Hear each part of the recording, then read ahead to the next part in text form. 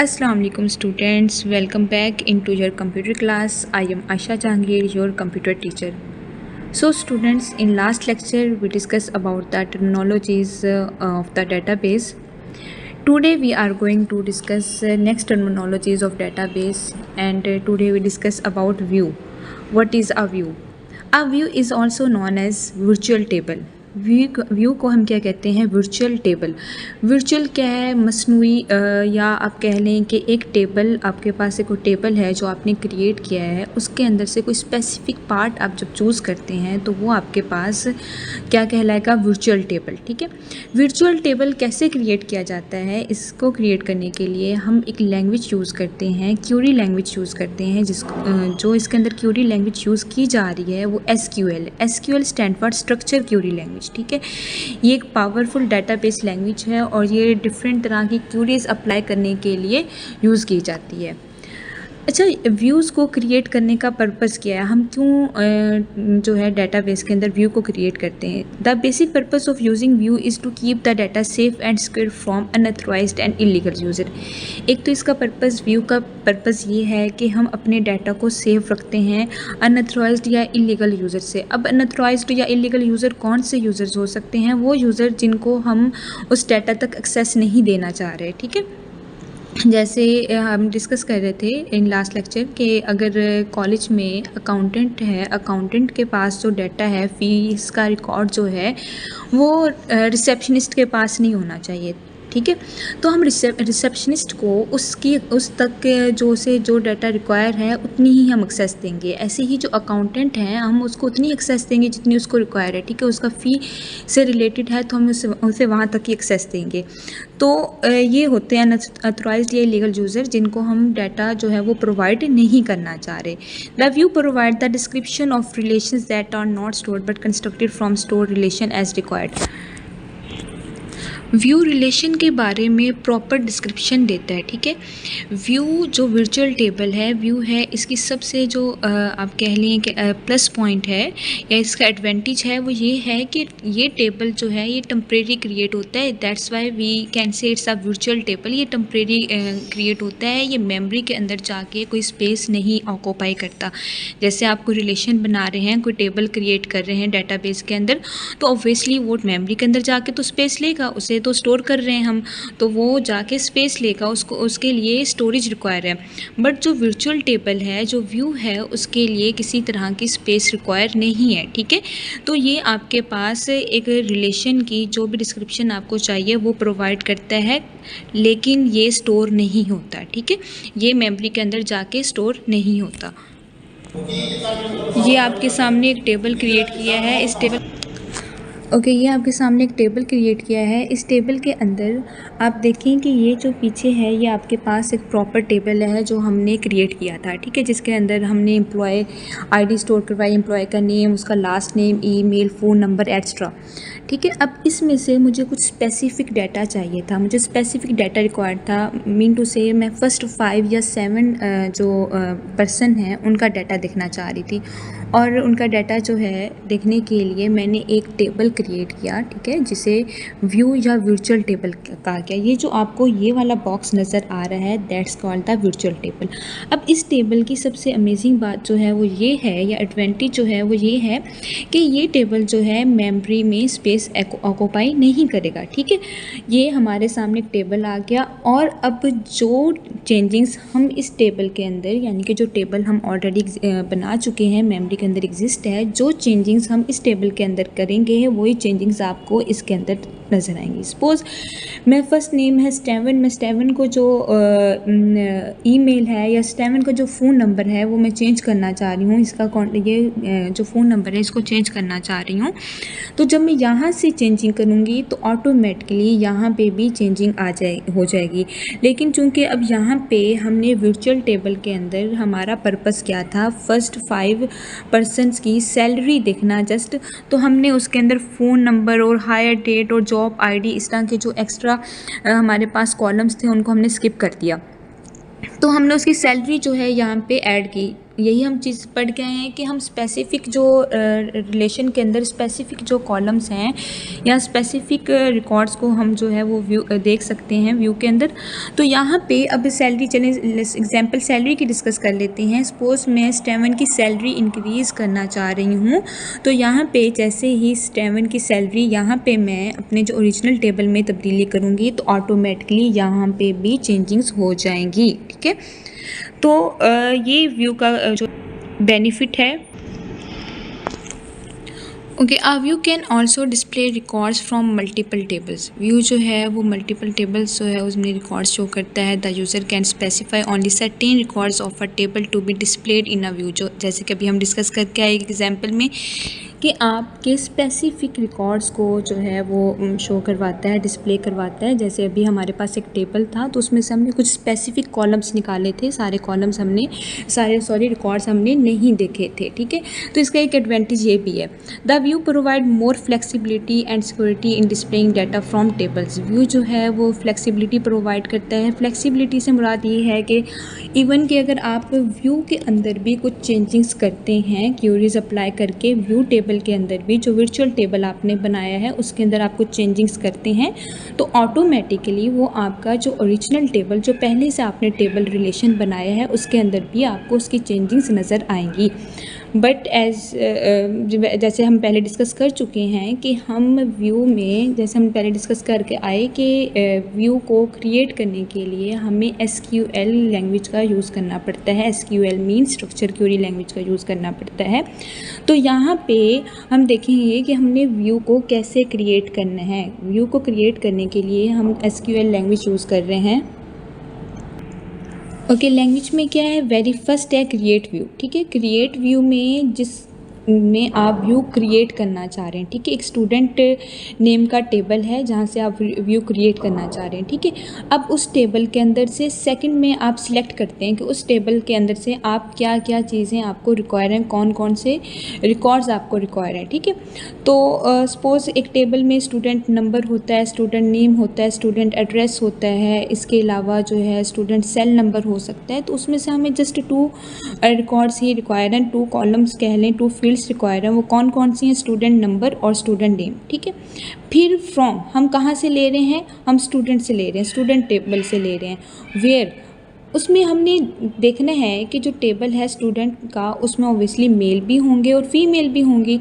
तो हमने किन स्टूडेंट्स का रिकॉर्ड जो है वो व्यू में देखना है तो वहाँ पे M मेंशन कर दिया गया। M से मुराद है मेल। ठीक है, हम यहाँ पे मेल स्टूडेंट्स का रिकॉर्ड देखना चाह रहे हैं और रिकॉर्ड में भी हम उनका क्या देखना चाह रहे हैं, उनका स्टूडेंट का नंबर देखने जा रहे हैं और स्टूडेंट्स के नेम देखने जा रहे हैं। ठीक है, होप सो आपको ये टॉपिक क्लियर हो गया होगा।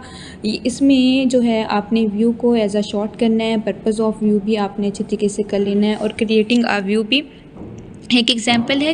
व्यू क्रिएट करने में आपने 4 to 5 पॉइंट्स देखने होते हैं। व्यू क्रिएट कर रहे हैं, कहाँ से आप सिलेक्ट कर रहे हैं और क्या आपने सिलेक्ट करना है। ठीक है, ये कुछ पॉइंट्स हैं और सारे आपके टेबल्स जो हैं वो ऐसे ही क्रिएट होंगे। Okay students, we are going to next topic, what is a key, describe different types of key used in database। की जो है और जो इसकी टाइप्स हैं ये भी इंपॉर्टेंट हैं, ये भी आपको पेपर में आ सकती हैं। तो very first, what is a की क्या है। ठीक है, की इन कॉमन लाइफ, अब जब आप एक रूम को लॉक करते हैं तो वो लॉक जो है कैसे खुलता है, वो एक अपनी स्पेसिफिक की से ही ओपन होता है ना। तो बिल्कुल डाटाबेस के अंदर भी की कुछ ऐसी ही एक एग्जांपल है। ठीक है, हमारे पास कुछ कीज़ होती हैं जो स्पेसिफिक होती हैं, लेकिन आगे फर्दर डिस्कस करने से पहले हम देखते हैं कि हमारे पास डेटाबेस के अंदर की क्या है। की जो है वो एक एट्रीब्यूट हो सकता है या सेट ऑफ एट्रीब्यूट्स हो सकते हैं। एट्रीब्यूट्स मीन कि आपके पास जो है फील्ड्स या आपके पास कॉलम्स होते हैं। ठीक है, की इज़ एन एट्रीब्यूट और set of attributes that uniquely identifies a tuple in a relation. जो रिलेशंस के अंदर टपल को आइडेंटिफाई करते हैं। The key are defined in tables to access a sequence the store data quickly and smoothly. Key का जो advantage है वो ये है कि टेबल के अंदर हम किसी भी डाटा तक बड़ी सीक्वेंस के साथ और स्पीडली एक्सेस हासिल कर सकते हैं की हेल्प से, ठीक है। मल्टीपल कीज़ जो हैं वो क्रिएट की जाती हैं, उनकी टाइप्स हम वन बाय वन डिस्कस करते हैं। वेरी फर्स्ट टाइप है प्राइमरी की, ठीक है। प्राइमरी क्या होती है? प्राइमरी की बेसिकली एक यूनिक की होती है, ठीक है। और जो ये की है जो की है ये रो और रिकॉर्ड को जो है रिलेशन के अंदर आइडेंटिफाई करती है। प्राइमरी की जो है इसके कुछ पॉइंट्स हैं। एक टेबल के अंदर जो प्राइमरी की है वो बस एक रिलेशन के अंदर, एक टेबल के अंदर प्राइमरी की एक ही होगी, क्योंकि हमारे पास प्राइमरी की जो है वो बिल्कुल यूनिक होती है। यूनिक का मतलब ये है कि वो रिपीट नहीं होगी, उसके अंदर जो रो और रिकॉर्ड्स हैं वो रिपीट नहीं होंगे। ईच वैल्यू इन प्राइमरी की एट्रीब्यूट मस्ट बी यूनिक। अभी डिस्कस करके आए कि प्राइमरी की के एट्रीब्यूट जो हैं वो यूनिक होंगे। Primary key can not contain null value, ये इंपॉर्टेंट चीज़ है। प्राइमरी की जो है वो नल वैल्यू पर मुश्तमिल नहीं होनी चाहिए, मीन टू से कोई ब्लैंक वैल्यू इसके अंदर नहीं होनी चाहिए, ठीक है। अभी नीचे आपको एक टेबल नज़र आ रहा है जिसके अंदर 3 फील्ड्स बनी हैं, 3 कॉलम्स हैं। रजिस्ट्रेशन नंबर है, सेकंड नेम है एंड थर्ड 1 क्लास है। देखिए इसके अंदर आपके पास 3 एट्रीब्यूट्स थे, तो रजिस्ट्रेशन नंबर को ही प्राइमरी की क्यों बनाया गया? क्योंकि हम ऊपर डिस्कस करके आए हैं कि जो आपके पास प्राइमरी की है वो यूनिक होनी चाहिए, ठीक है। अब नेम है, नेम तो रिपीट हो सकता है। नदीम खलील है, नदीम कोई और भी तो हो सकता है स्टूडेंट, ठीक है। और माइट भी पॉसिबल कि उसकी क्लास भी MSc हो। तो ये 2 कॉलम्स ऐसे थे जिसके अंदर डाटा जो है वो रिपीट हो सकता था, या डाटा जो है वो second, third, fourth, fifth time जो है वो आ सकता था एक रो के अंदर, सॉरी कॉलम के अंदर। तो इसके अंदर जो रजिस्ट्रेशन नंबर है वो चूँकि आपको पता है वो रिपीट नहीं होता, वो हमेशा यूनिक ही रहता है। रजिस्ट्रेशन नंबर जो है वो यूनिक होता है। सिंगल पर्सन को अगर वो प्रोवाइड किया गया है तो वो सेकंड पर्सन का नहीं हो सकता। तो इसलिए रजिस्ट्रेशन नंबर को प्राइमरी की सेट कर दिया गया। आप टेबल को जज करेंगे और उसके बाद देखेंगे कि इसमें प्राइमरी की आपने कौन सी सेट करनी है। प्राइमरी की सेट करने से पहले जो ऊपर हम कुछ पॉइंट्स डिस्कस करके आए हैं इनको आपने देखना है कि एक आपके पास प्राइमरी की जो है वो पूरे टेबल में एक ही प्राइमरी की होनी चाहिए। प्राइमरी की के अंदर कोई वैल्यू नल ब्लैंक नहीं होनी चाहिए, और इसके अलावा जो है प्राइमरी की के एट्रीब्यूट्स वो यूनिक होने चाहिए, ठीक है। ओके, नेक्स्ट सेकंड वन है कंपोजिट की, कॉन्कैटिनेट की भी कहते हैं।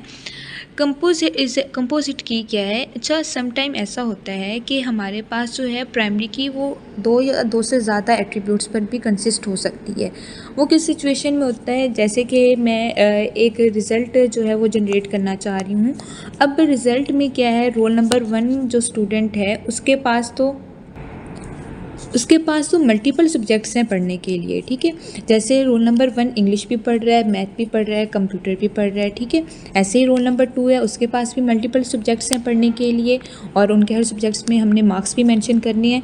तो यहाँ पे क्या हुआ कि रोल नंबर जो है हमारे पास वो रिपीट हुआ, 3 टाइम रिपीट हुआ। फिर ऐसे ही रोल नंबर 3 टाइम रिपीट हुआ, 3 रोल नंबर 3 टाइम रिपीट हुआ। तो ऐसी सिचुएशन में हम क्या करते हैं कि हम प्राइमरी की को किसी और इस तरह की के साथ जो है वो ऐड कर देते हैं, और वो दोनों कीज़ मिलके क्या बन जाती हैं, कंपोजिट प्राइमरी की बन जाती है। कंपोजिट की भी कह सकते हैं या कॉन्कैटिनेट की भी कह सकते हैं आप। प्राइमरी की दैट कंसिस्ट ऑफ 2 और मोर एट्रीब्यूट्स। प्राइमरी की जो है वो क्या है, कह रहा है 2 या 2 से ज़्यादा एट्रीब्यूट्स पर मुश्तमिल होती है, ठीक है। For example the following relation uses 2 fields. Following relation में 2 फील्ड्स यूज़ हुई हैं, रोल नंबर और subject, to identify each tuple, हर टपल को आइडेंटिफाई करने के लिए, ठीक है। अब रोल नंबर 1 है, इंग्लिश में उसके मार्क्स हैं 52, फिर उसके मैथ में मार्क्स हैं 77।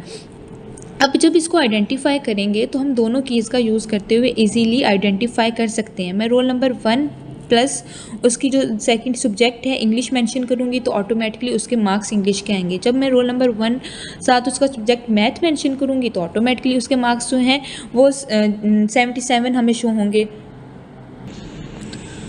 ओके, नेक्स्ट वन है कैंडिडेट की। कैंडिडेट की। अच्छा, अब सम टाइम ऐसा होता है कि हमारे पास एक ऐसा टेबल आ जाता है, एक ऐसा रिलेशन होता है जिसमें मल्टीपल प्राइमरी की होती है, मतलब कि मल्टीपल फील्ड्स ऐसी होती हैं जिन्हें हम एज आ प्राइमरी की यूज़ कर सकते हैं। सपोज़ मैं एक स्टूडेंट का टेबल बना रही हूँ। स्टूडेंट के टेबल में उसका रोल नंबर है, रजिस्ट्रेशन नंबर है, देन उसका नेम है, क्लास है, ठीक है। अब देखिए, रोल नंबर भी जो है वो रिपीट नहीं होता और जो रजिस्ट्रेशन नंबर है वो भी यूनिक है, रोल नंबर भी यूनिक है। तो ऐसी सिचुएशन में यानी कि एक ही टेबल के अंदर अब क्या हुआ, 2 प्राइमरी कीज़ आ गई। तो ऐसी सिचुएशन में हमारे पास ऐसे एट्रीब्यूट्स जिनको हम सेकंड ऐसा एट्रीब्यूट जिसको हम एज अ प्राइमरी की यूज़ कर रहे हैं उसे कहते हैं कैंडिडेट की, ठीक है। अब ये बहुत एट्रीब्यूट्स एक टेबल के अंदर, ये दोनों एट्रीब्यूट्स यानी कि रजिस्ट्रेशन नंबर और रोल नंबर, इन दोनों को हम क्या कहेंगे, इन दोनों को हम कैंडिडेट कीज़ का नाम दे देंगे। और रिलेशन में ऐसा होता है, रिलेशन में बहुत सारी कैंडिडेट कीज़ होती हैं, यानी कि एक टाइम में हमारे पास एक से ज़्यादा यानी कि 2 या 3 प्राइमरी की आ सकती हैं। ओके, नेक्स्ट आपके पास है अल्टरनेट की। अल्टरनेट की क्या है, the candidate keys that are not selected as primary key as are known as alternate key, ठीक है। एक ऐसी की कि जिसके अंदर अभी ऊपर हम डिस्कस कर रहे थे कि एक टेबल हमारे पास ऐसा होता है जिसके अंदर एक टाइम में 2 प्राइमरी की आ जाती हैं, ठीक है। तो अब दोनों प्राइमरी कीज़ को हम मिला के क्या करते हैं, कैंडिडेट कीज़ बना देते हैं। अब अल्टरनेट की में क्या है कि एक ऐसा टेबल जिसके अंदर अगेन 2 टाइम जो है वो ऐसी हमारे पास फील्ड्स आ गई हैं जिनको हम प्राइमरी की के तौर पे जो है वो डिस्क्राइब कर सकते हैं। लेकिन इसमें क्या होता है कि हम एक को प्राइमरी की बना देते हैं और दूसरी जो कैंडिडेट की है जिसको हम एज अ प्राइमरी की नहीं सिलेक्ट करते, उसे हम क्या बनाते हैं, उसे हम अल्टरनेट कीज़ बना देते हैं। ऊपर तो क्या कैंडिडेट की में हमने क्या किया, हमारे पास 2 प्राइमरी कीज़ आई थी, ठीक है। उन दोनों प्राइमरी कीज़ को मिला के हमने कैंडिडेट की बना दिया, ठीक है। अब अल्टरनेट में क्या हुआ है, उसी कैंडिडेट कीज़ के अंदर से जिसको हमने सिलेक्ट नहीं किया प्राइमरी की के लिए, हमने एक को प्राइमरी की के लिए सिलेक्ट कर लेना है और दूसरा जो है वो ऑटोमेटिकली क्या बन जाएगा, अल्टरनेट की। मैं अगेन रिपीट कर दूं, एक ऐसा टेबल जिसके अंदर हमारे पास 2 फील्ड्स ऐसी आ जाएं, जिसके 2 फील्ड्स हमारे पास ऐसी आ जाएं जो कि यूनिक हैं, जिन्हें हम एज आ प्राइमरी की यूज़ कर सकते हैं। तो उसके अंदर हम क्या करते हैं, वो दोनों कीज़ अब हमारे पास क्या कहलाएंगी, वो अब प्राइमरी की नहीं कहलाएंगी, वो दोनों कीज़ हमारे पास कैंडिडेट कीज़ कहलाएंगी। अब उन कैंडिडेट कीज़ में एक की को हम एज आ प्राइमरी की जो है वो डिस्क्राइब करते हैं और जिस की को हम प्राइमरी की डिस्क्राइब नहीं करते वो हमारे पास क्या बन जाती है, अल्टरनेट की, ठीक है। ये उस सिचुएशन में होना है जिस सिचुएशन में आपके पास दोनों एज आ प्राइमरी की आएंगी, ठीक है। ओके, नेक्स्ट वन आपके पास है फॉरेन की। ओके, फॉरेन की क्या होता है, फॉरेन की एक एट्रीब्यूट या सेट ऑफ एट्रीब्यूट्स हो सकता है एक रिलेशन में जिसकी वैल्यूज़ एक दूसरे रिलेशन के जो प्राइमरी की है उसके साथ मैच हो रही होगी, ठीक है। इसका मतलब क्या है, यानी कि हमारे पास 2 अलग अलग रिलेशंस होंगे, 2 अलग अलग टेबल्स होंगे। उनमें से एक टेबल के अंदर जो एक की है, मीन टू से दोनों टेबल्स के अंदर प्राइमरी की यूज़ हो रही है। एक टेबल के अंदर एक चाइल्ड नेम का टेबल हम बना लेते हैं और एक पेरेंट नेम का टेबल बना लेते हैं, ठीक है।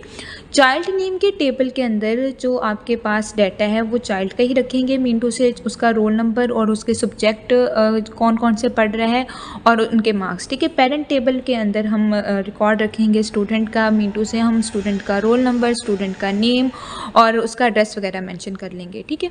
अब ये दोनों कीज़ आपके पास सेम हो गई हैं।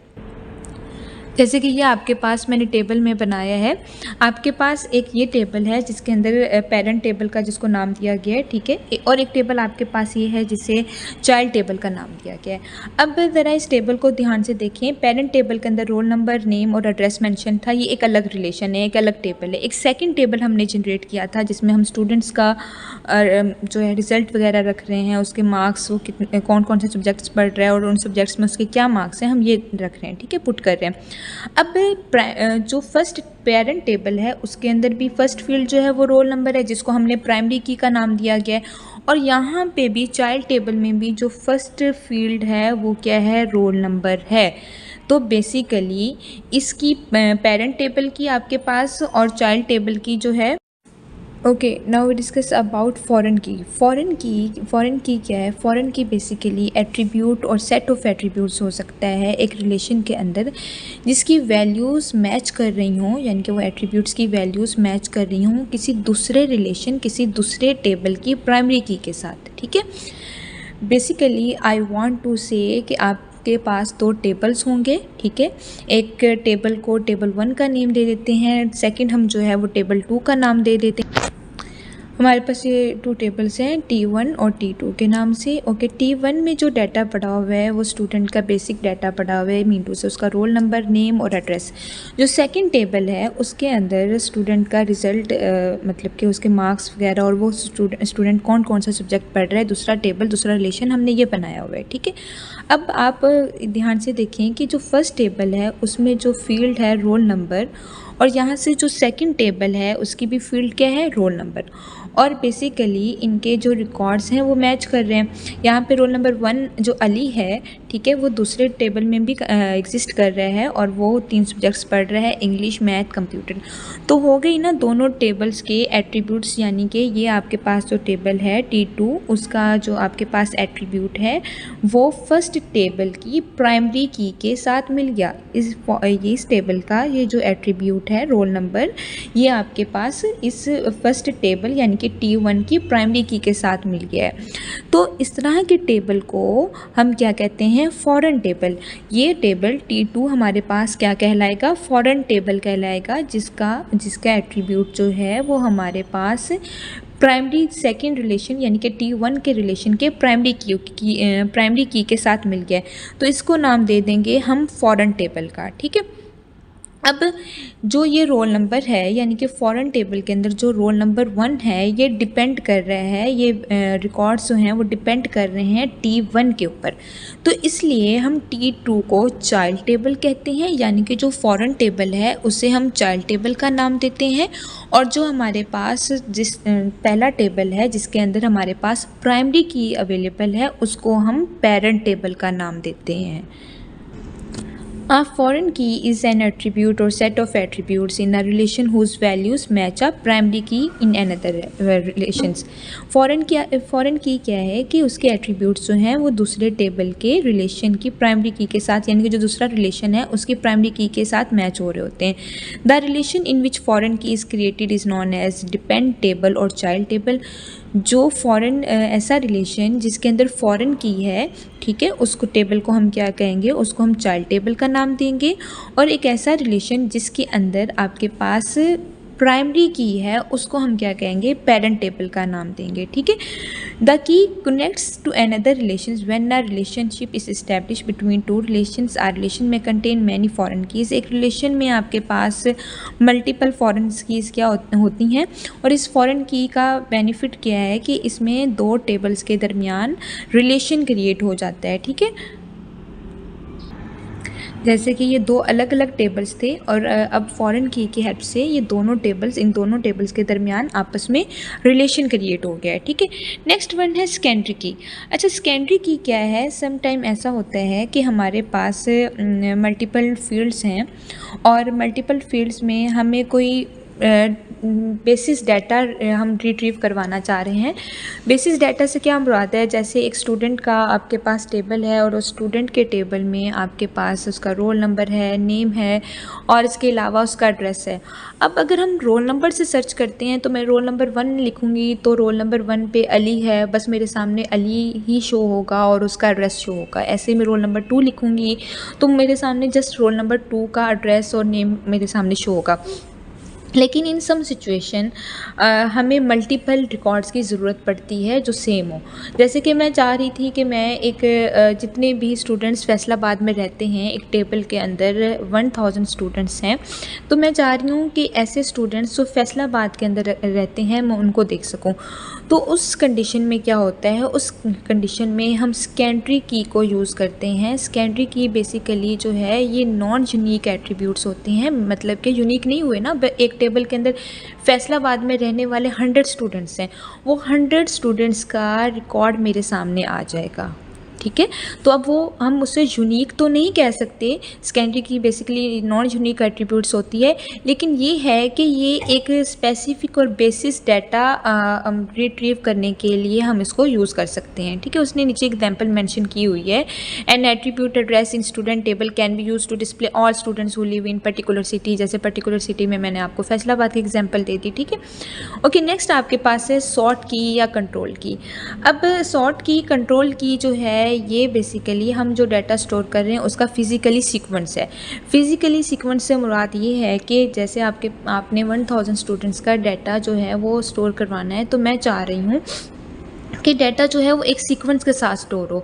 सीक्वेंस से मुराद पहले तमाम ए नेम के स्टूडेंट्स आएँ, फिर तमाम बी नेम के स्टूडेंट्स आएँ, फिर तमाम सी अल्फ़ाबेटिकली मतलब अरेंज करना चाह रही हूँ मैं। तो उसके लिए हम सॉर्ट की और कंट्रोल की यूज़ करते हैं। लास्ट लेक्चर में हम डिस्कस कर रहे थे कि जब हम डाटा पुट करते हैं हमें किसी तरह की टेंशन लेने की ज़रूरत नहीं है। जो डाटा आपके पास आ रहा है पुट करते जाएँ। आपके पास पहले सी नेम के स्टूडेंट्स आ गए तो इट्स ओके, आप पहले वो पुट करें। आपके पास डी नेम के स्टूडेंट्स आ गए तो इट्स ओके, आप पहले वो पुट कर लें। फिर बाद में उसके ऊपर हम क्यूरीज अप्लाई करके जो है वो उनका सीक्वेंस सेट कर सकते हैं। तो बेसिकली ये वही आपके पास कंट्रोल की है। इस की हेल्प से आप क्या करते हैं, डाटा को, जो आप डाटा स्टोर करवा रहे हैं उसे एक स्पेसिफिक ऑर्डर में सेट कर देते हैं। वो स्पेसिफिक ऑर्डर जो है वो आप पे डिपेंड करता है, आप वो रोल नंबर वाइज रखना चाह रहे हैं, आप अल्फ़ाबेटिकली उसे अरेंज करना चाह रहे हैं, जैसे भी आप अरेंज करना चाह रहे हैं। होप सो आपको इस लेक्चर की समझ आई होगी, और इसमें आपका कोई भी क्वेश्चंस है तो आप जो है वो एनी टाइम उसे पूछ सकते हैं, ग्रुप में भी पूछ सकते हैं और जहाँ पे भी आप टेक्स्ट करके पूछ सकते हैं। ओके, अल्लाह हाफिज़। इंशाल्लाह नेक्स्ट क्लास में नेक्स्ट टॉपिक के साथ हम मिलेंगे।